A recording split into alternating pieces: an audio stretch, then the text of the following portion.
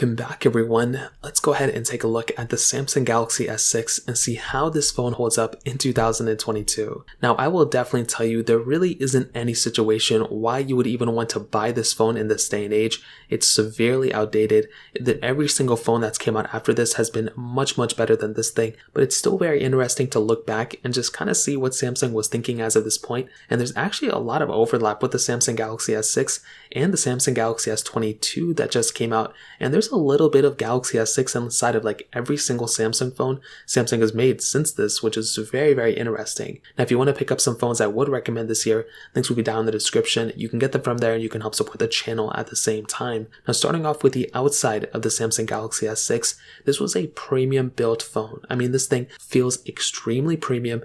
This was one of the most impactful things Samsung did. I don't think this was the most impactful Samsung phones, although it probably was, to be honest. We had a beautiful 5.1-inch Super AMOLED display, and this was a 1440p panel. This was the first time, I think, on a Galaxy S series of devices where Samsung put a 1440p panel in, and it looked beautiful. I mean, it still looks really good in this day and age, which is so crazy. Now, we have quite a bit of bezel around it, as most of us probably know. We have that home button on the front that had a fingerprint sensor within it. We had two capacitive keys on the sides that allowed us to go back and go into recents and stuff. I'm glad we eventually went into the actual navbar buttons because we no longer need these amount of bezels anymore, but still, not an ugly looking device. We had a little bit of bezel on the sides of the display as well, but overall, when you look at this phone, I think it still looks pretty decent. I mean, for a 2015 phone, it's approaching 7 years old now. This was around the same time the iPhone 6s came out as well, so pretty much the same type of design for the most part. The sides of this phone actually felt very premium as well. It was aluminum across the sides,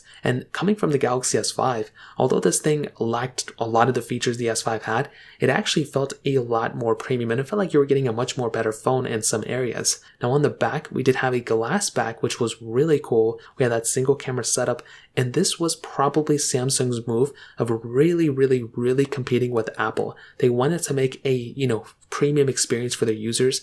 And this, at the time in 2015, a lot of people were looking at Samsungs and Androids and they were like, oh, these are cheap phones.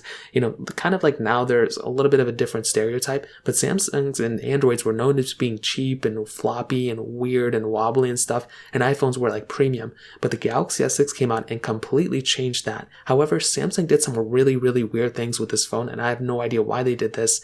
They removed the removable battery. This is somewhat understandable. I do understand if you want to remove the removable battery. That was one of the best things about Samsung phones, and unfortunately they removed that, which was very strange. But I think an even bigger issue, they removed the expandable storage on these devices. So what does that mean? Well, you could go and expand the storage of your Samsung Galaxy S5, S4, S3, S2, and even the S1. You could put a micro SD card slot inside of it and immediately get more storage. With the Galaxy S6, Samsung removed both of those things. That was crazy. Maybe they could have done one, remove the removable battery, but give us the, keep us the expandable storage, but they did not do that. And that was what was so crazy in my opinion. And more than anything, that was probably the reason why the S6 wasn't super happy for a lot of people, but it sold really well, which was very interesting. So that kind of covers it up in that standpoint. But in terms of the camera setup, this was also a very interesting thing. This was probably one of the best cameras Samsung has made up until that point. I mean, we had a 16 megapixel wide angle lens on the back. We had a 5 megapixel lens on the front. Now the front camera really wasn't that good. You could do 1440p videos on it, which was actually an upgrade from a lot of other ones, but this was not a great front camera, but it was a really good back camera in my opinion. And even now, when I go ahead and kind of use my Galaxy S6, whichever capacity that I use it for, it is surprising how decent of a performing camera this thing is. Now, I will tell you, I did custom ROM my Galaxy S6, and the camera quality on a custom ROM one isn't as good as the stock one, but still, it's a very decent camera in this day and age. And I will say from most 2015 phones, this one probably got up there. I mean, maybe the iPhone 6s was better here and there, but Galaxy, Samsung just puts in a bunch of different features inside of their camera, and that's one reason why I love the Galaxy S6 in that capacity. I think it was a very weird phone overall, but this was actually a pretty decent move from Samsung. So in terms of a camera standpoint, I would probably give it a thumbs up, at least in my opinion. Now, hitting on the actual software of this phone, this is probably another weird area about Samsung. This phone had One UI when it first came out, and then it eventually got up to TouchWiz. As of right now, and not One UI, I mean Samsung Experience and TouchWiz, whatever it was. Now, I will tell you right now, this phone is severely outdated. It stopped, I think, in Android 7 or something.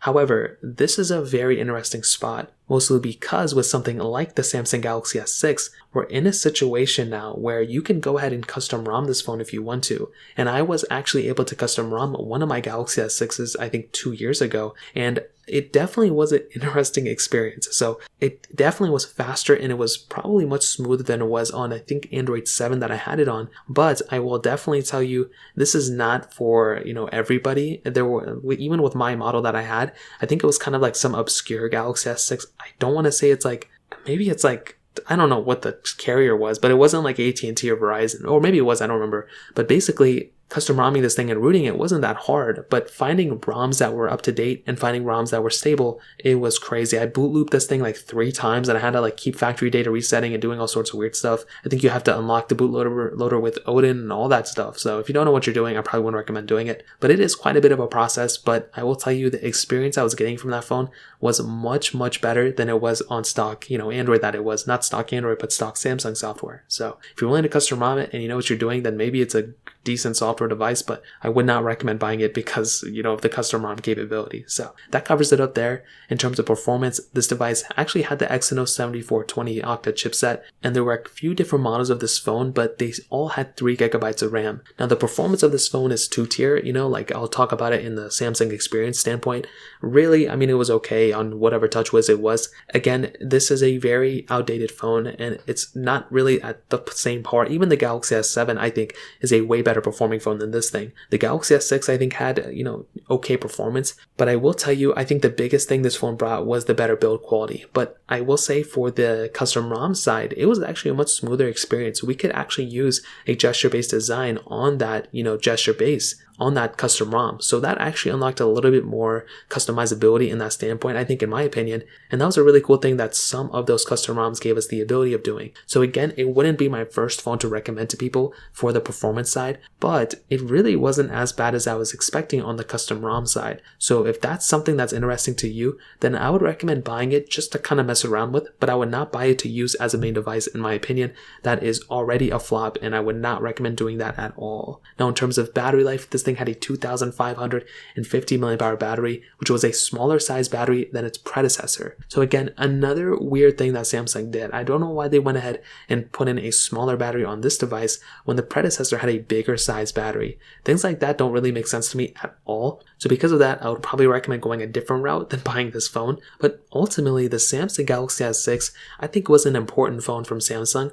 I'm glad the Galaxy S7, it fixed everything that the S6 had wrong with it, but I do think the S6 was an important phone. I would not recommend buying it anymore, but I do think with the Galaxy S5, that was a great phone, and I think the Galaxy S6 was a good phone, but the S6 was trying to, do a different thing. I feel like Samsung could have done this a little bit better. I wish they kept the same battery size, and I wish they went ahead and probably kept that microSD card slot. And when you look at something like the Galaxy S22, no microSD card slot, no smaller size battery than its predecessor, it's very weird how things are kind of starting to go full circle, and it almost seems like the S6 is like the S22, like the S22 is like reincarnated the S6 in my opinion. So I'd love to hear your opinion on this, and let me know in the comment section below. Hit the like button, that would mean so much, but definitely hit that subscribe button. More importantly than everything else, I love every single one of you guys. Hopefully I'll catch you guys in the next video. Peace out till then.